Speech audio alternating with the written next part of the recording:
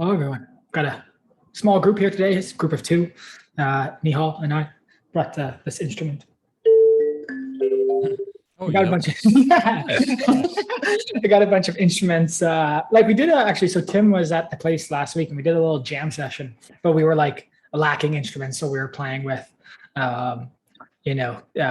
forks and spoons and stuff. Still a great time, but it's like if we get a couple more things, this can be a ton of fun. I also got a new drum. So sorry, I went off topic right away. I got too excited by that. This is office hours. It's office hours 29. We were supposed to have a bigger group here today. Lauren, we hate you. We don't hate you, but backed out last minute. So it's just us two today. Had some topics that we're going to talk about, but it's with just 𝗕𝗏 and I, that might change a little bit. 𝗕𝗏, thanks for joining. Appreciate you being here. Sometimes when it's just like two people, you get nervous and you don't want to do it. So you're stuck here now. Anything you're thinking right off the top? No, I mean, we have a couple of interesting topics to cover. So we'll see where that takes us. Well, how about you go first, because you do have some good ones and a couple of things that are pretty in line with what we've been talking about lately. Sure. I mean, I guess quick intros first. Yeah, go ahead. Yeah. So 𝗕𝗏, I'm the digital strategist here. Do everything from a lot of things on the marketing side. Try to help where I can in other parts of the company as well. And yeah, it's been a pretty exciting couple of weeks. We've had quite a few people come through some of the pages and changes we made, which is pretty exciting. And yeah, I'm looking forward to seeing what we talk about. Yeah, there's definitely been a shift since you've come, just in obviously focus and an increase in search engine traffic and then signups, which is great. So I'm appreciative of that. I think we went of an average around maybe 2 signups a day to now 8. We're sort of hitting on an ongoing basis. And I would say the quality of those sign up. I mean, everyone who signs up is a wonderful person, but for us to serve and create value, that has become, really exciting. And, the old, the featured snippet of Otter AI API really starting to quality have an impact for us here. Yeah. Thank you, Otter. Exactly. Thank you for not doing an API. They're gonna. Well, I always wonder one day if they just watch this, like, these idiots, But we'll take what we can get. The quick thing. I guess I should do an intro, but I'm Tyler. I'm standing today, so that's exciting. This is the first office hours standing. 𝗕𝗏 has a standing desk, yet he sits. And I had my standing session before this. I am Tyler Bryan. I am, I guess, one of the original creators of 𝗕𝗏. One of the other ones, 𝗕𝗏, running somewhere. He's continuing his running journey, and I'm glad to see him continue to do that. Right now, I'm really interested about improving our system for teams. That's one big thing that sticks out to me. And, just in general, there's so many, so much. Once you hit this threshold of too many files, too much data, it becomes very difficult to manage. And I think of, I don't know, 𝗕𝗏, if you've had that experience, but like Google Ads, the front end interface versus the Google Ads editor, which is like what you download locally. And then also all of a sudden you can make changes on this massive scale that you could not make before. So that's something I'm really thinking about right now. Also thinking about financing, funding. That stuff's really interesting right now. It's crazy, like the market, I guess, or venture capital market is wild. A ton of companies getting, significant investments, people saying over valuations. But, from at least like a first time sort of software SaaS perspective, still difficult. I still find it. So I'm doing some reading right now, a book recommended to me by called Venture Deals by Michael Miller. Thank you for that recommendation. And so spending some time just educating myself on that and, having some very interesting conversations that are helping us learn quickly. So whether that's focus and presentations or how people are perceiving our business and how to build that mental model and tell a story better. This is past an intro right now, by the way. Of course, I'm sure you can tell. But those are a couple of things that are really sticking out to me right now. Just one other part. I guess I am, it's weird, again, this, I guess, a founder or CEO or leader on a team. One of your biggest jobs is hiring and recruiting and getting good talent on the team to take you to the next level. That's an interesting challenge when you're bootstrapping and also running a software company. But I got to spend some time with a friend this week who has grown their company significantly and recently taken on some venture capital, a large amount. And the challenges with hiring and recruiting do not stop. And that was really interesting to hear how that has become probably 60 to 80% of his work now. And so that's something that really sticks out to me, which is, we all know right now we want better data viz, better design, better development, more capacity.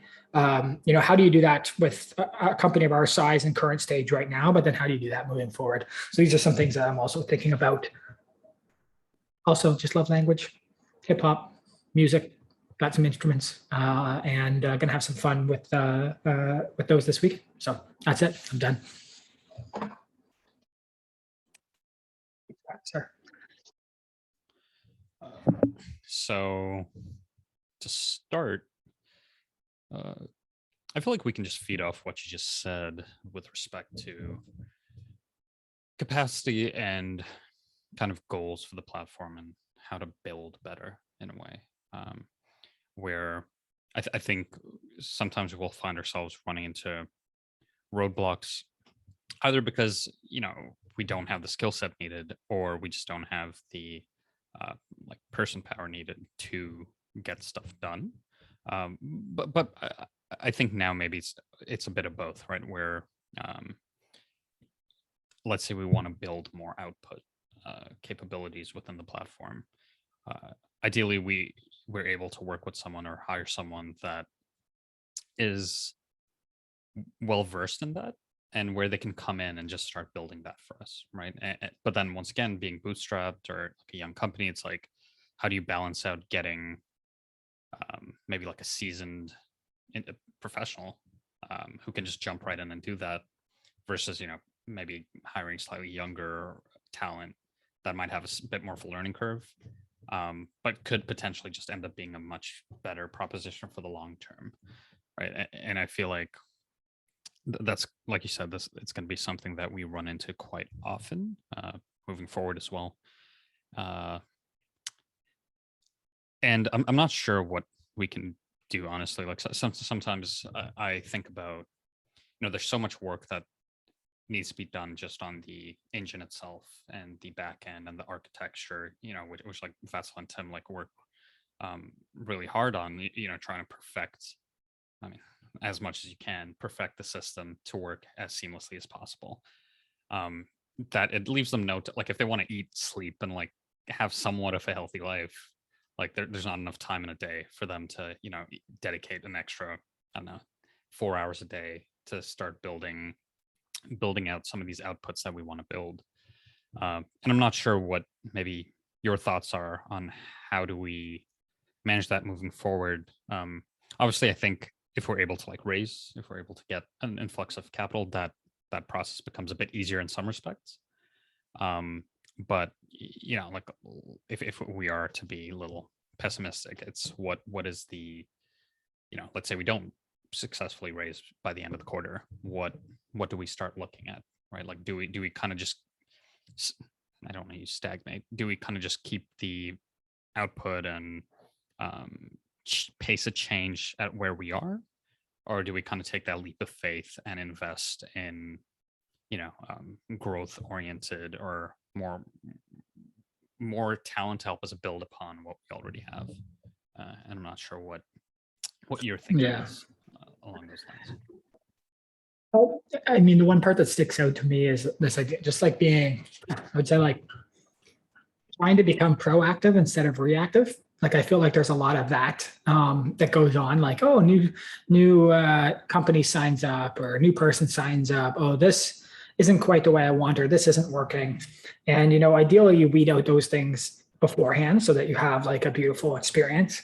I think, we've done a lot of work to sort of prototype some of this output in systems outside of Speak, but the goal is how can we get it into Speak? And, it's tough, I think, from a capacity perspective. It's like, it's obvious what we want to do, and it's obvious where we can create value, but your vision and what you're trying to execute lags behind, and then also gets caught up in those day-to-day reactive things. Or I would say just like not smaller things, important things about customers that are already yours and ensuring that there's success. And that's like a very delicate balance.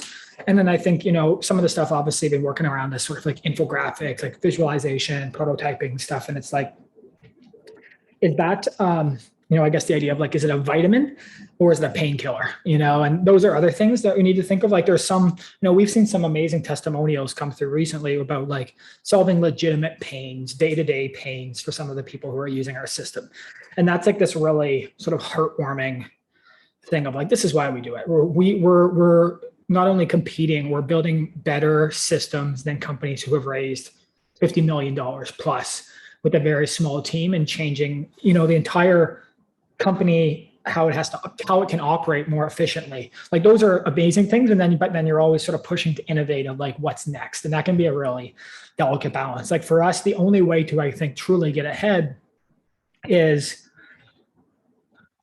the only true way to get ahead is either you onboard teams that are large enough where it's annual contracts or multi-year contracts that have significant cash injections so you can invest right from the start, or you do take some form of investment.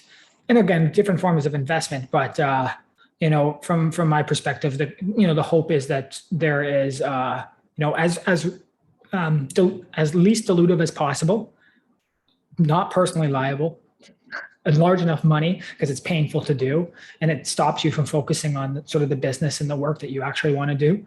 And I don't know, just there's a whole other set of challenges. And again, listen to my friend this week talk about, a contract worth, say, $1 million, but they can't take that contract on because they are venture backed, because that project is not scalable. So they actually turn away $1 million in revenue because it doesn't fit into the scaled growth perspective. So I think there's a lot of, depending on what kind of financing you would take, it changes how you operate the business and what you can do. But for us to truly get ahead, either, we give out a significant amounts of equity to people that we hire, and when you can't afford to pay them a ton, or you need that cash injection to be able to make that happen. So either way, there's a trade-off there.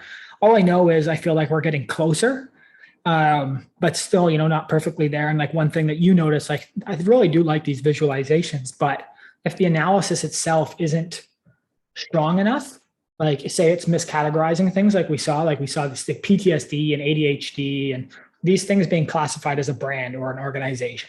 And it's like, if we can't automatically generate these infographics and visualizations if the categorization through the analysis is not accurate inherently. So there's work on literally the engine to even get to the output part. And that's not just like a simple junior developer doing that work to make that happen. So I don't think I gave you an answer there, but those are the sort of puzzle pieces that you're putting together in real time as you're building a business, building software, building all these things. So just one last part, I guess, it's just like I had some good, Tech Toronto had an amazing get together on Monday. There's 500 people there, so which is awesome to see. But I had to talk to a bunch of people who were ex-agency owners who are now building software. And I thought that was such an interesting thing, right? Like some of these people were agency owners in terms of marketing. So obviously they have the skills of how to rank websites and research and marketing and all this stuff. Other ones were like architecture firms or engineering firms.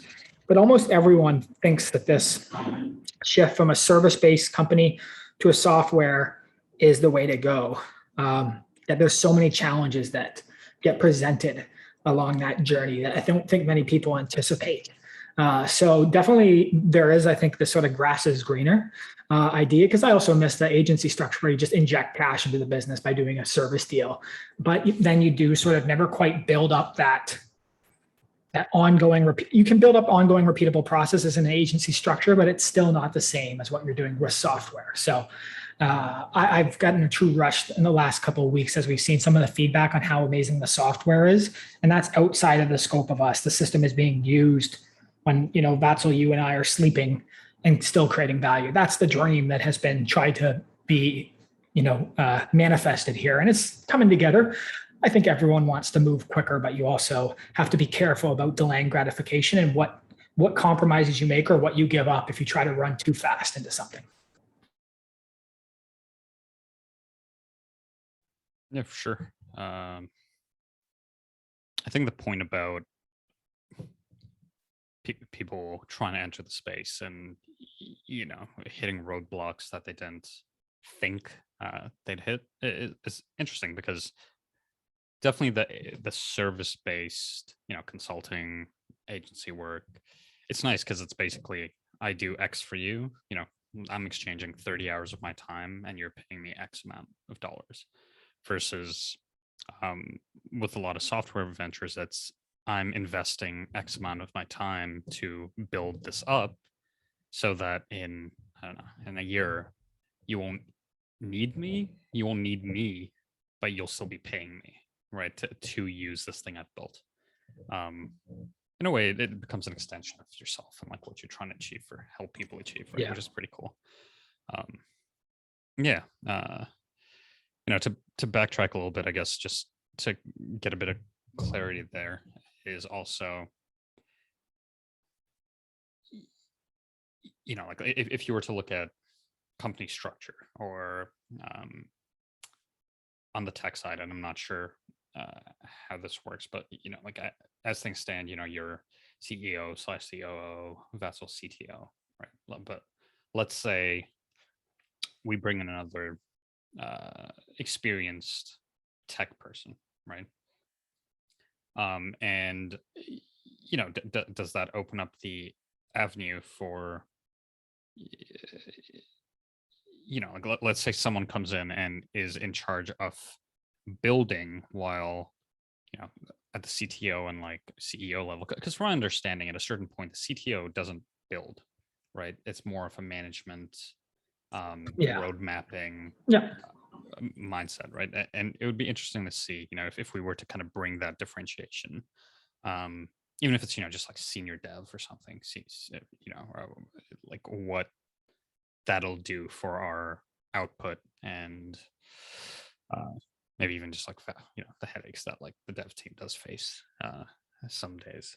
So it would be an interesting, I guess there the issue too becomes just like, you know, how much is talent, especially on the dev side, right? Yeah.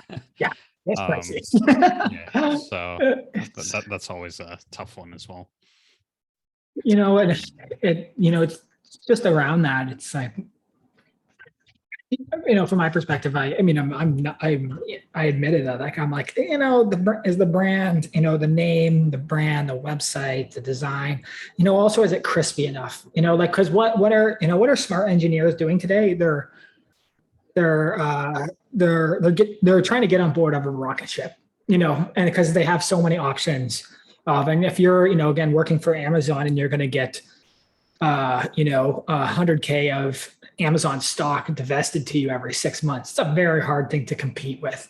And any people that you want, like any good people, like, okay, it's true, but like almost all good people that I've always wished, I'm like, oh my God, I wish I could work with you. They're always doing something crazy already, you know, like that is so valuable, whether they have their own company or they're, you know, high up doing really good stuff already. So, you know, there's much more beyond income that drives people. Like that's no doubt for me, because if, like, even for me, if I was just income, you know, there'd be different, my life would be different.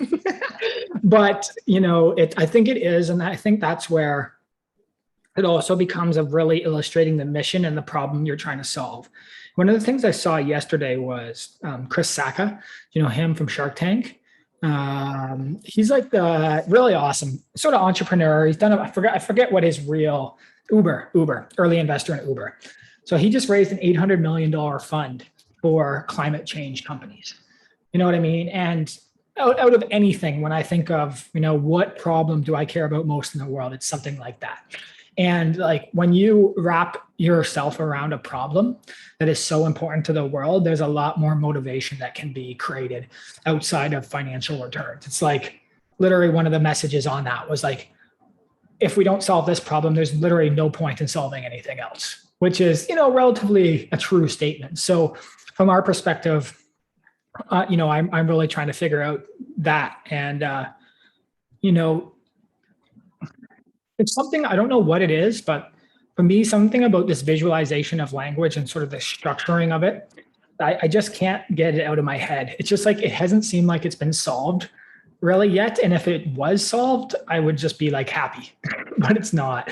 And so I think there just needs to be a better articulation of that problem that we're trying to solve, because there's a lot of people who are passionate about media, natural language processing, how amazing human communication is and what you can actually gather from that if you structure the analysis right. Like there's a lot of passion in that. So how can we outline that better? Make that very clear to people who would want to work with us, and that includes obviously customers and people who we actually would need on the team to help us improve how we build this stuff. So I hope there is a time where we can get out of the day-to-day. I also struggle with that because I love it. You know what I mean? I love the technical work. I love sort of some of the stuff that we're doing right now. But at some point you have to say, okay, if I truly want this to be a successful company, you might have to do a couple things that you don't want to do to make sure that you can do the things that you really want to do. Yeah. I feel like maybe that's a good segue just into this idea of messaging and beautification and functionality of a platform when it comes to adoption, where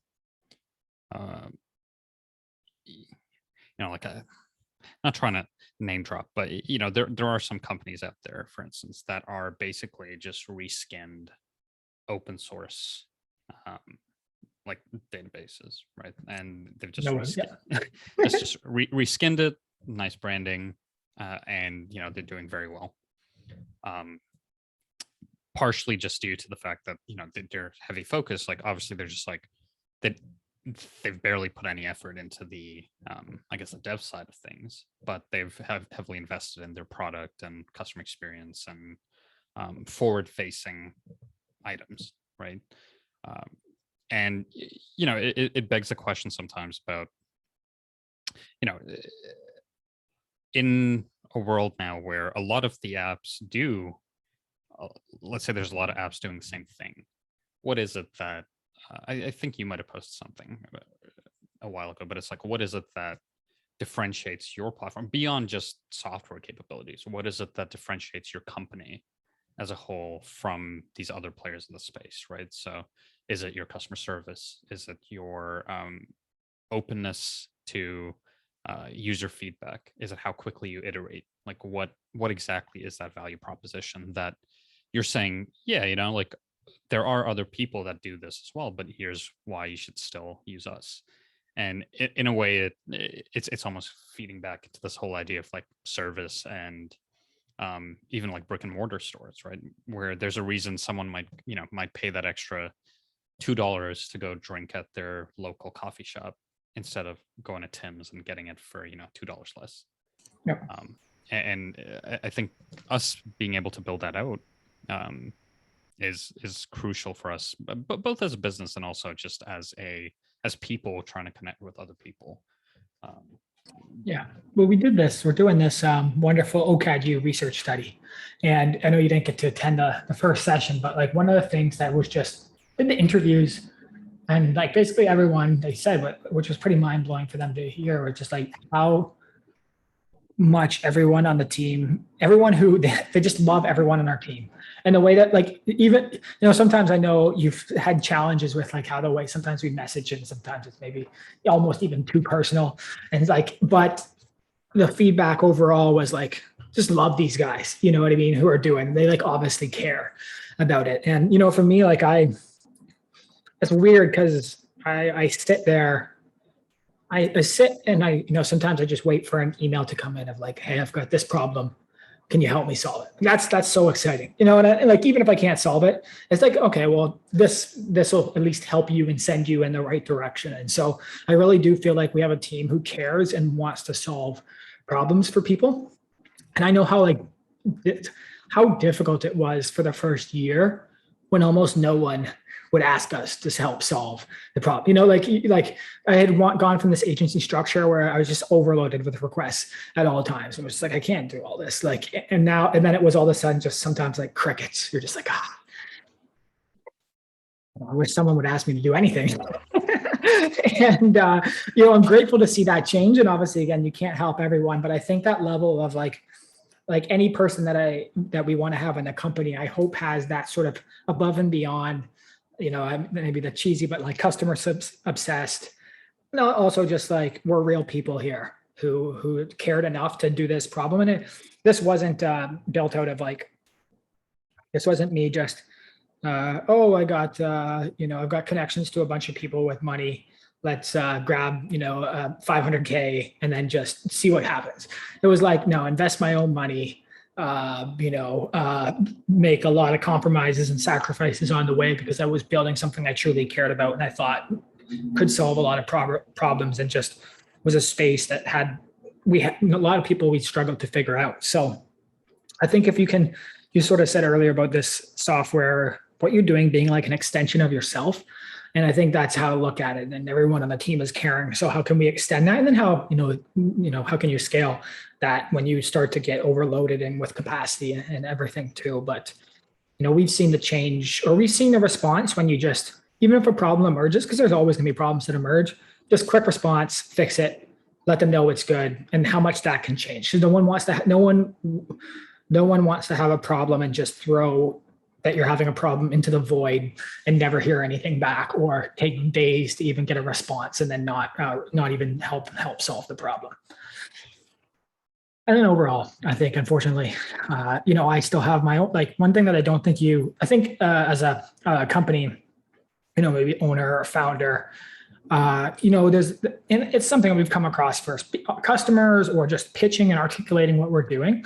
But, I'm willing to admit that like I'm still figuring out a lot of things myself along life and what truly is the potential of the system that we're building and what we're doing. And I think sometimes, there's weakness in that, so again, like my stupid metaphor is just like, hey, I'm going to sell caskets at funeral homes, and you're very obvious what you're building, who you're getting, sadly, who it's for. And you have no other focus, because guess what? A living person is not buying, a person in their 20s is probably not buying that for themselves. So who you're really removing potential use cases and audiences.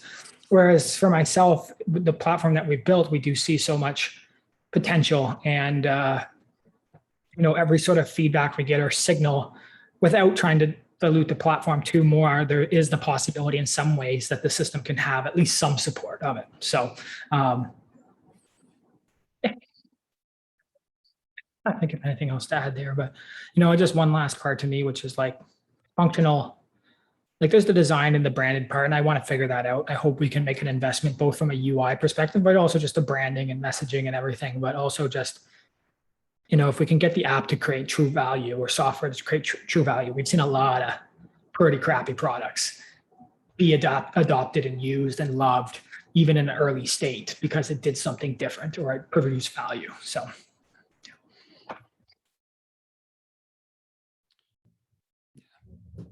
So I think,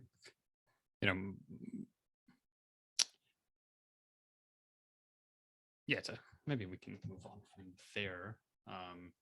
To one of the topics that you don't talk about, for instance, was this whole idea of how do we improve our onboarding experience for teams, right? Where we've kind of had this V1 onboarding built, and we haven't quite iterated on it just yet, but now that we're seeing higher levels of team adoption, how do we kind of make that process as seamless as possible for like someone that isn't an individual user? I came. Well, I just ranted a little bit this morning, obviously. No, and I mean, I'm happy to rant about it again in a more relieved way. Yeah. But what are a couple of things that from that perspective, that because this isn't an individual way too, right? Like an individual could have too many files and the same problems still emerge. So one of them is obviously the onboarding, and we talked about the team's perspective, and then team management of assets and how you work through these files. But I remember with Evernote or other systems that I use, it was just like, why are you making me do this all manually? Like give me a multi-select and let me edit all these things at once. Like that was one thing that like WordPress got so well, at least from all the time I had used it. You could click all your blog posts automatically update the category they were in or the status of it. And when you have that function of dealing with a lot amount of files or data, and then you lose it, it becomes very frustrating overall. And I think anyone who's building software, their goal is not to create more friction or more frustration with the software, it's to reduce it. So, just had a moment today where one of our customers signed up and, it's 11 files. And I don't know the exact amount of clicks it would be, but like over 200 to accomplish a small task. And it's like, if we're just a little prioritization, it's just like, it just can remove that completely. And we've already done that for other customers, like who are just like, this is crazy. The reason why we moved to you is because we were trying to achieve this workflow with another system. It did not work, and we had to do thousands and thousands of clicks. So if you can help us solve this problem, you're reducing so much pain for us, because no one likes to really feel like they're doing redundant activities that are unnecessary and could be solved pretty easily. And, I've had these I wouldn't say freakouts, but, moments before I was doing, because we were doing exports of transcripts for our one customer. We were just building a good relationship. So we're still doing some of the stuff manually for them. And I was like 27, and it was taking me like an hour and a half. And I was like, guys, I can't, this is giving me a breakdown. And like, think of this as me who loves our system.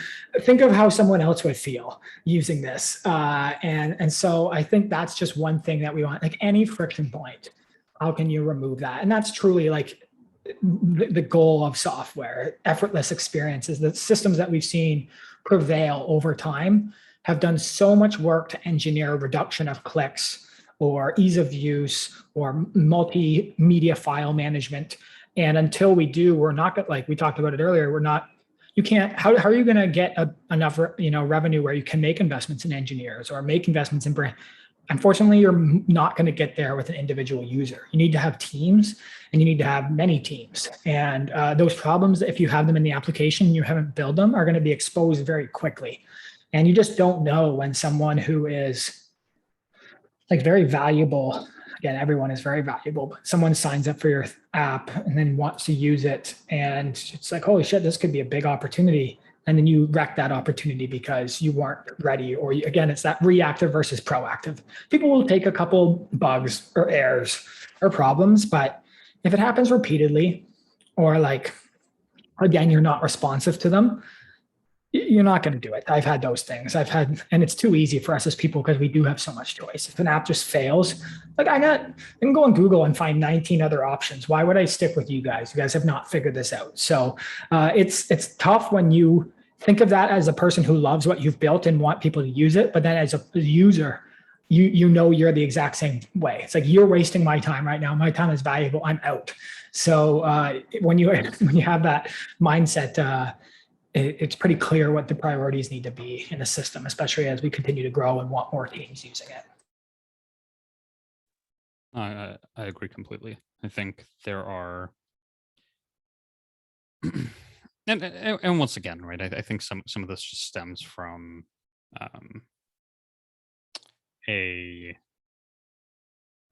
maybe less than ideal level of design thinking experience within our team, and obviously that just comes with, once again, resources available and what we can work on. But it would definitely be interesting, like one thing I've always wondered is, if we, let's say we brought in like someone to do like a UX audit of our platform, right? What would be like on a scale of like 1 to 100? What would they grade us at, right? Right. And I think part of that is just a good UX, UI and design aside, just a good flow, like good user flow, I think is the first step to long-term and like large-scale adoption, where like if I'm going to use an example of Notion, for instance, like I've tried different note-taking or databasing apps for my like personal productivity, storage, right? Like I've tried like different notes apps, different to-do list apps, like we use Trello within the company. But then when it came to just personal accountability and, using this platform on like almost a daily basis. The biggest thing was the fact that you hop in, and granted, obviously the complexity is less in something like that, but same thing. You'd think something like Evernote would be as frictionless, but like Evernote just didn't stick for me. And I think that in the sea of like competitors, I do think kind of reducing that level of friction is like so key and so crucial, because the more you can feel like a tool is just an extension of yourself and like what you're trying to do, I think the more you're likely to just stick around and be like, yep, this, this thing understands me, right? Yeah. Because it kind of got me even yesterday, like, or 2 days ago, when OpenAI released their codex. Like you could see like in the comments, and everyone's just like, now the system is doing, what I want it to do instead of doing what I tell it to do, right? And I think that is a very profound realization for a lot of people, where it's like, this system doesn't require me to, everything has a learning curve, but I don't need to sit with the system for a month to understand how to use it. I use it consistently for 3 days and now I'm proficient, right? And I think getting to that point is like every kind of software builder's dream. It's called Jacob's law. Is that, like, just like we are so used to the interfaces that we're doing, when something is foreign, it just builds up the cognitive load. Yeah. And it's very, we're not, again, designers. So like one thing that 𝗬𝗏 said was really interesting is that the technical proficiency of the users they interviewed is very high. Like that was one sort of clear thing. But then maybe the technical proficiency of our users is high, but not necessarily the people that are on their team. Or sometimes the, for example, the embeddable recorder, the people who are using the recorder are not that technically proficient.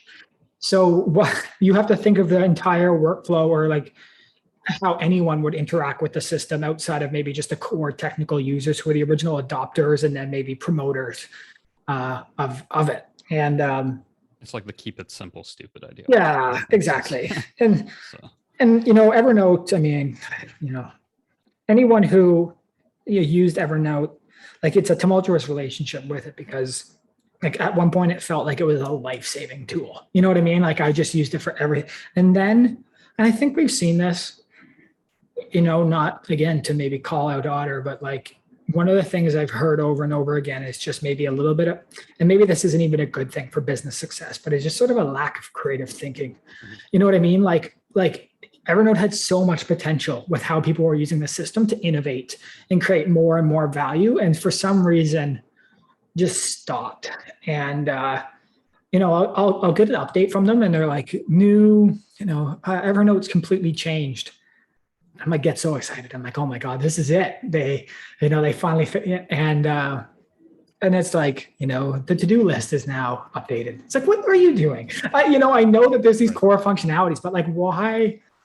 I don't know. It just seems it was a sad missed opportunity, of that. And so as even a company, a small company, this has been a really interesting thing for us, which is like, okay, I had a talk with a company that actually reached out. It was a firm that buys SaaS companies, and they want to buy, they just want to buy software companies. And they said, what are you guys doing with the software here? Are you happy with where it's at?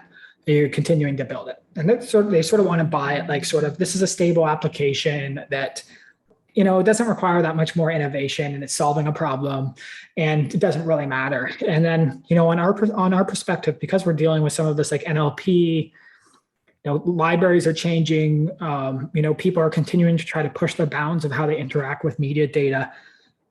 If you don't continue progressing forward or innovating, you're basically standing still or moving backwards, because everything else is, and even some of our customers are like quickly growing companies, where if we don't match their pace of innovation, they can't use us as a company anymore. Like we can no longer be a partner within their system because they are pushing forward so quickly. And so there's this weird catch-all, I don't know if that's the right term in this situation, where it's like innovate or die, and that's an interesting place when you're already pushing so many boundaries already, and then continually making these trade-offs of, do I polish what we've built, or do I try to continue to push the boundaries in the hopes that will allow us to differentiate even more and create a value proposition that's not existing in the market today? Well, yeah. I think to that point, realistically, we need to do both. Yes, exactly. Which is what you talked about, the sleep.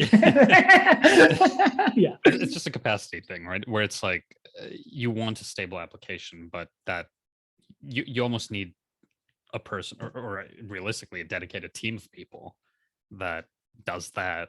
And then, when you look at, let's say these companies with like millions of dollars and like per department, right? It's essentially almost every single aspect of their platform or becomes a product, right? Like one of my friends works at Shop, and he was telling me that literally, and it might seem menial, but it's just, there's so much work that goes into even just like changing one button, right? Because like so much testing, so much like experimentation that you need like a team around it. And he's like, to add like, I think it was like a camera functionality to their app, right? It took them it was a 3-month sprint, right? To literally add a camera button in the app, which seems crazy. But then when you're, there's so much QA and testing and designing and iteration that takes place before you launch. And for us, we don't have that luxury. So a lot of times we launch, hope nothing breaks. If something breaks, then like the dev team's kind of scrambling to fix it. And trust me, you've probably seen some scrambles before now, but like you cannot imagine some of the ones before. Oh my God, nightmares, nightmares, and I'm not the developer on the team. So I'm glad that 𝗏𝗲𝗁 still wakes up smiling, And Shopify too, right? It's also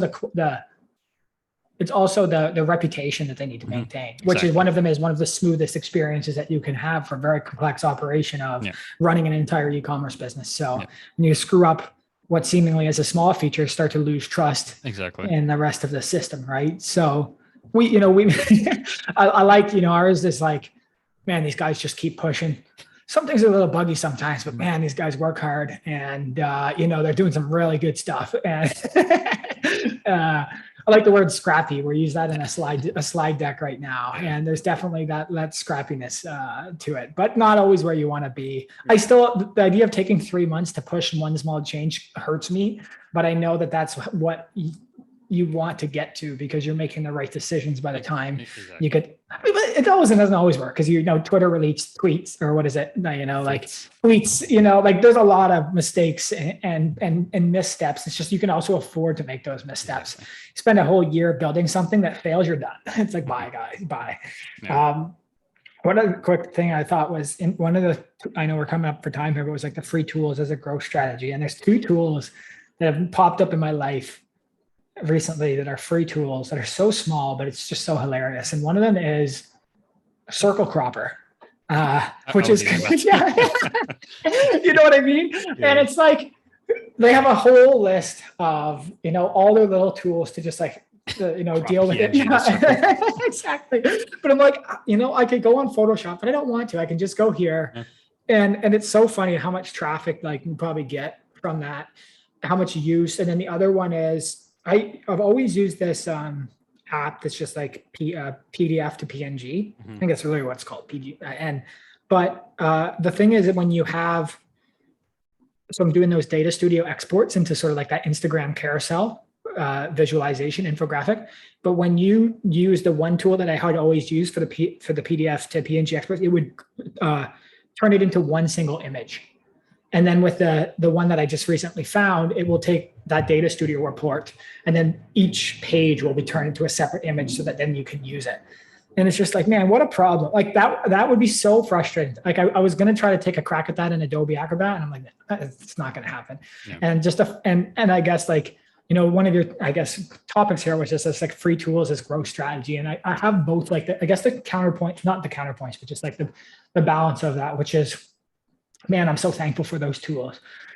But it's almost like Wikipedia, where if it says like, ask me for $3, I'm not going to give it to you. And I love Wikipedia. You know what I mean? Like, and I feel bad. I shouldn't even say that. I should donate to Wikipedia because there's. I donate to Wikipedia. I'm not going to lie and say I have. Yeah, they're beautiful messages too. You know what I mean? It's like you have given me the world's information, and yet I have devalued you. Yeah. And so there's like those free little tools that give you so much value, but you would not pay for.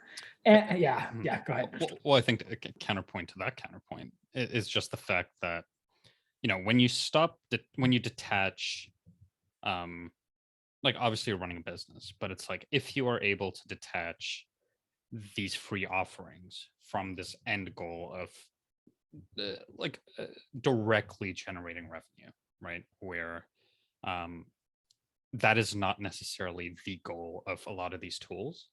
For the most part, a lot of these tools are building rapport and building brand awareness more than, hey, sign up for $100 a month plan, right? And obviously at that point, it's a matter of justifying, I guess, the time that goes into building these tools and what's kind of the return on that investment. But one of the examples, you know, like I was talking with Tim about is HubSpot has this thing that's completely separate from their app. Like in no ways, like they have some CTAs that take you to the app, but it's their Make My Persona tool. I'm not sure if you've ever. I have used those. I used to use those in corporate training. and it's like, you think about like, that's probably like, it doesn't look particular. It's literally like a front end, you know, like you could probably build that in HTML, CSS, right? And it's like, but they get something like 30K visits a month just from that tool, right? And I'm sure the upkeep for that tool is like negligible. Yeah. Right.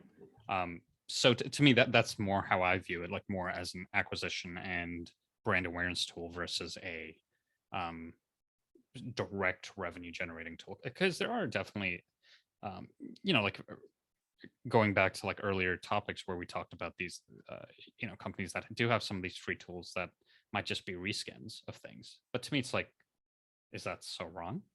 Right? Like it works, right? There's like they did that because it's low cost, gets the job done, and still kind of feeds into the overall idea of what the company can actually help an end user with, right? Yep. And it's like, you know, if you don't have to build an entire code base for this tool and you just kind of rework something that is, let's say, free to use, how do you maximize that available knowledge and available resource in a way that benefits your company as well, right? And it's just like, it's, you know, I want that opportunity, right? Like it's been, you know, it wasn't until this year, probably maybe the end of last year, where I started to feel the frustration. Like one of that friend I was talking about, like we had more revenue than them at like a Series A, you know, kind of almost like, and yet they're getting valued at $150 million or whatever it is, because they prioritize usage and they raised the pre-seed, the seed round, and they could make the sacrifices for usage and like those abilities to build those things to get to where they want to be. Like, and they're doing certain things that are putting them in the red on a contract. Yep. But knowing that it will scale massively to all their other customers and then bring in a whole other channels. And it's like, we have not had that luxury. And like, because we've talked about some amazing sort of free tools that we want, and even had the application freemium for a while. And it just was not sustainable as at least a bootstrapped business. One thing I would like, you know, I think is important though, which is really interesting. It's sort of the conundrum of venture capital is like, they want insane growth in usage for the first part of the journey. And then all of a sudden you need to flip on the revenue and monetization switch. And so, like it or not, one thing I am glad is that we have sort of built a software or product around something that people generally are responsive to paying for. They understand that this is worth money to solve this problem, even if it's just transcription. Like it makes sense in their mind, like, I'm going to have to do this manually. This probably has some pretty intense server processing. It makes sense if it's, 10 cents per minute or 15 cents, like that. That has never been a blocker. And so I'm glad that we've built that in from the start. They do say about this idea of like, if you can get usage, daily active usage, and you're doing amazing things, you can switch on the monetization switch, very easily. I don't think it's that easy. And I've also seen companies fail to make that switch smoothly and piss off a lot of their base. And then they move to an open source version of it or another company that will, if it's another venture backed company, they will do the exact same thing at some point. Right. Yeah. But it's sometimes frustrating to be in that short term. If we don't inject 15K cash now, well, we don't get to build any more fun free tools. So I hope that I can help make that shift soon, and that there's some people around us who love what we're doing enough that they want to see that happen too. So I guess any other thoughts on that part? Well, I guess as a final, maybe not particularly that part, but we did have. And maybe we might end up going a little bit over, but we did chat about, or plan to chat about, messaging and kind of what, if we were to test out different ways of talking about what the platform does, and what differentiates us, right? And something you said earlier was, like, in our morning call was, transcription is just the beginning, right? And I like that because I think it's, kind of feeds into this idea of, you have all this data, now what, right? What can you do with it? But then it also just got me thinking more along the lines of, if that's great from, once again, a process or like tagline, right? But it's like, if we're trying to message it in a way that is easy for someone to understand and digest, what could that be, right? And like something that I've kind of just been playing around with, and like like the past week I've kind of been looking at a couple of competitors, looking at just like different players in the space, kind of seeing the kind of messaging and value propositions they're putting forward, right? And for instance, I believe the other day I shared with you this playbook. Yep. Which is like playbook, playbook.com. Yeah, playbook. And their thing's kind of a tagline too, but it's make your cloud storage beautiful, right? But I did like their subtext, right, where it's basically like, intelligently organize, share, and collaborate on files and folders with your whole team. So it's a very clear. So they're talking about something that people are familiar with, right, which is cloud storage. And now they're talking about what their cloud storage solution lets you do, right? So I mean, it was still kind of vague, but intelligently organize, share, and collaborate on files and folders with your whole team. And some of the more recent use cases we've seen within Speak, to me, is also like,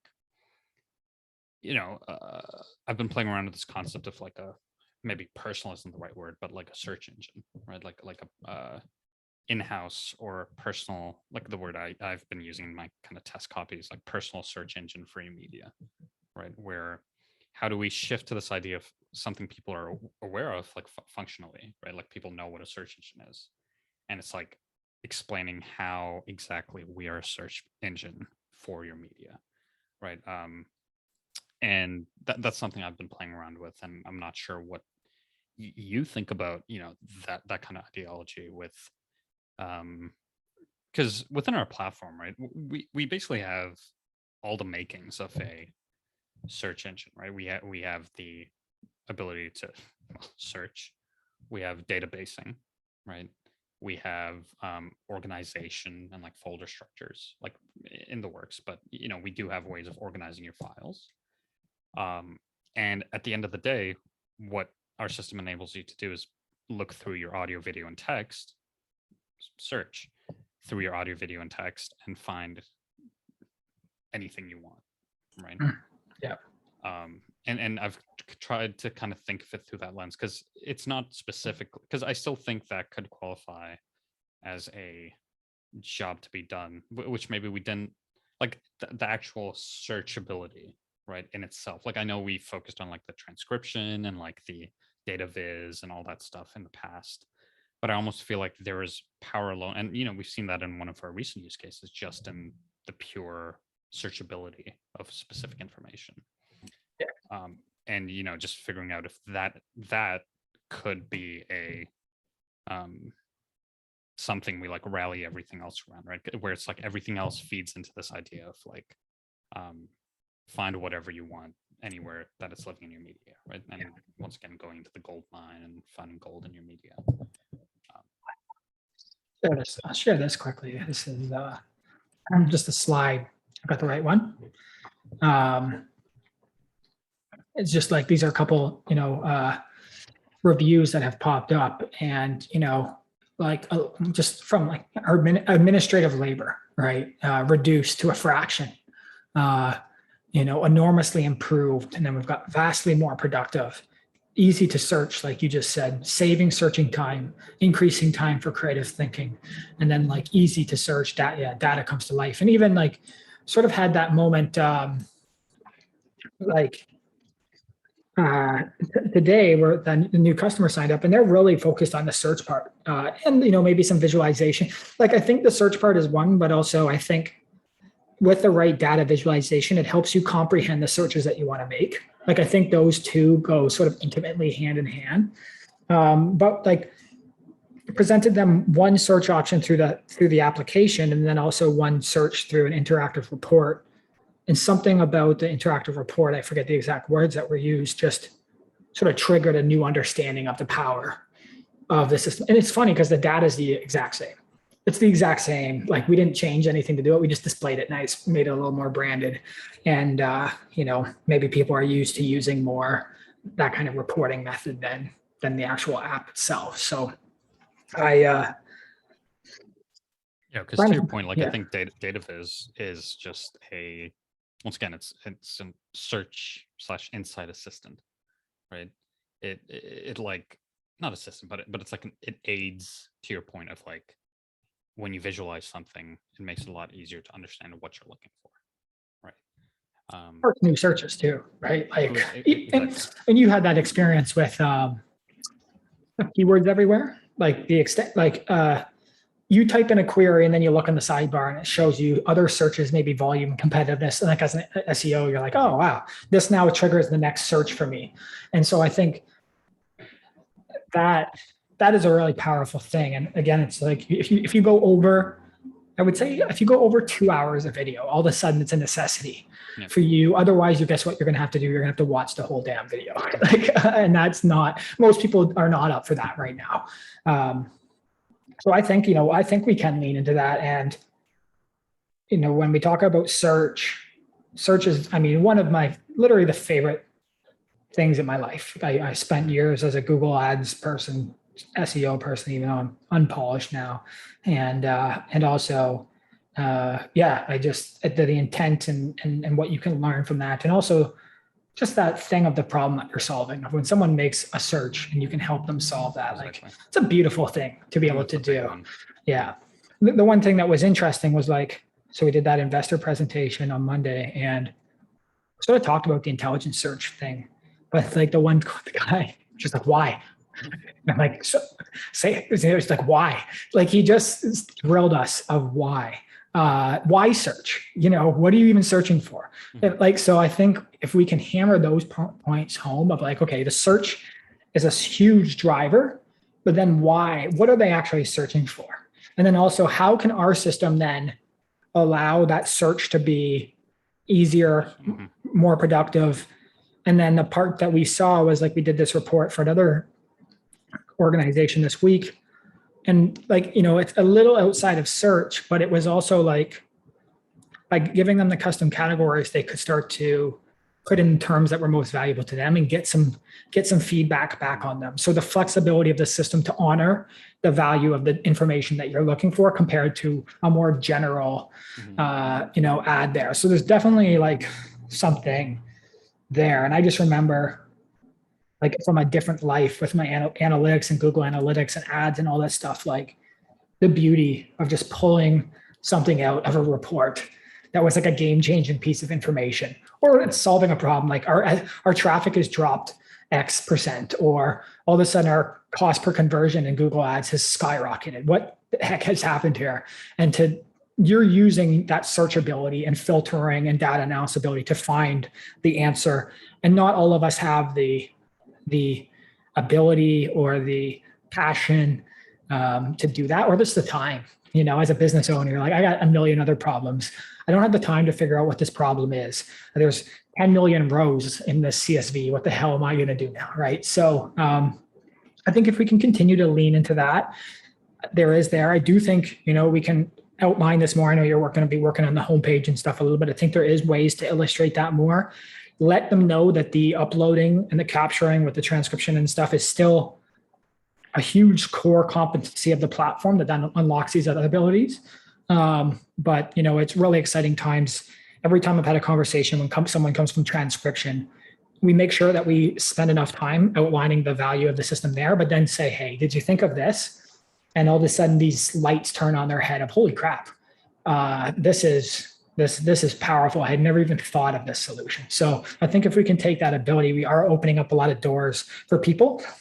And it's just accurately defining that without isolating them and going too progressive and too innovative that it starts to become abstract what you're trying to help accomplish for them. Good. Okay. Anything else you're thinking? I guess we're at 107. Bats was standing outside. I'm wondering if he's trying not to come and disrupt the office hours. He's on a phone. I don't know what he's doing. But I'm trying to think if there's anything else. Anything else that you want to chat about before we close this out? No, I think we're good. Like maybe we'll chat for a bit after, but for the office hours, I think we're good. I'm trying to think. I'm good on my end too. I mean, I guess happy early birthday. Oh, thank you, sir. Appreciate that. Appreciate that. Yeah, that'll be okay. Then I'm going to take a second. Then I'm going to take a second because my birthday's coming up to talk about this. That I'm still trying to figure this out and get any of your feedback, which is my goddamn infographic. I guess this is not zoomed in enough. The one thing I was disappointed of, I realized I shared the original care. This is another interesting thing I found. And this is why you don't have expectations in your life. I was so pumped about this. I started to share it out. I got some good feedback, but nothing too crazy. Thought this might be world changing for some people. I was like, this is so cool. And I don't know anyone who is doing this. This is all. And then you post something and it's wow, maybe I posted this the wrong time. Maybe it's not as valuable as I thought it was. Maybe no one cares. And I looked up even podcast infographic, just as an example, 10 searches a month. Shit, why didn't I think of that before I went on this mission to make it happen? And then the other frustrating point is sometimes you just post something that is just almost an afterthought, and it just, it's what the hell is happening here? But I'm just still I don't know what it is, but I'm just bullish on this idea. I don't know what, how much more I can even push it or what else to do. Or some of the feedback we got was I want to be able to filter by speaker, or I want to know, the sentiment of the speaker or what speaker was talking about specific topics. And I'm still wondering again, if it's this idea of is this just a cool thing? Is this really solving a problem? I do feel looking at this infographic, I have some comprehension of the conversation that took place. Right. But is that also, what if that's false? What if we're spreading misinformation? You know what I mean? That's obviously not as dramatic as that, but you look at this and you're oh, wow, really interesting, talking about user behavior, I get what they were talking about here, and then all of a sudden you think you walk away with a comprehension of something, and maybe that comprehension isn't accurate either. So there's something to think about that, especially when you're using automatic, for example, transcription and analysis to even make that. And then just to wrap up on that part, it was I thought the sections that I shared were really cool on Instagram, idea of carousel. But once you started to put them on Twitter or in LinkedIn that didn't have support for a carousel, it started to lose its value. But then when I shared this longer infographic, which I thought was interesting as a single image, at least on Insta or on LinkedIn, you couldn't zoom in and view it close enough to get the real information within the infographic. So on Twitter, it was expanded and you could read it, and it was pretty pleasing. We did get some feedback about it was too monochrome, but come on, no designers here. But I guess just before, entertain me for just a minute or two. Any more thoughts on this?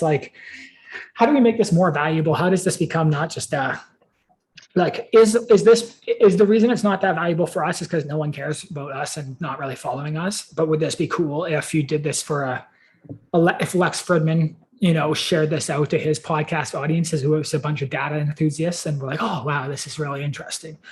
And if it's just something that's interesting, is it even worthwhile? Like, to me, this seems like a worthwhile endeavor because there's something so fascinating about it. But if it's not solving true immense pain for anyone, maybe I'm just making an investment in something that is not going to help get the return that's required to be a successful business or, accomplish personal and professional goals. I think one of the things with respect to something like that is, what is the takeaway? And I think that's the hardest thing to validate, right? It's, is there a takeaway even from something like that where, part of it for me is also like something like that might even hold more value instead of it being like this, like, yes, you have the option to export it, but what if that was like a screen within the app? Mm-hmm. Yep. What if that was something where someone analyzes the video and they get this kind of rough breakdown right there and then, right? Because then now it makes it might be a very minor use case, but let's say you are doing research, or you are, even if it's just a personal interest thing, right? You post in a video of like your favorite entrepreneur and you get a breakdown of like everything they talked about in that video. And now maybe you are someone that's creating content around that. And now this just becomes an asset you can use to kind of inform the direction you're going. Part of it is probably just, lack of design, like things for social. A lot of the time it's either you got to write some cheesy ass post about how you've met a dog on the street and then you went for an interview and and the dog was the boss. Yeah. But also just visually, I do think visual appeal is a huge thing when it comes to stuff like data viz. Because like anyone can make graphs, but it's like, can anyone make data look good so that people want to engage with it? I do think there's an element of that there. The other point is obviously living within the app. I think that's another possible value add if we can validate it. And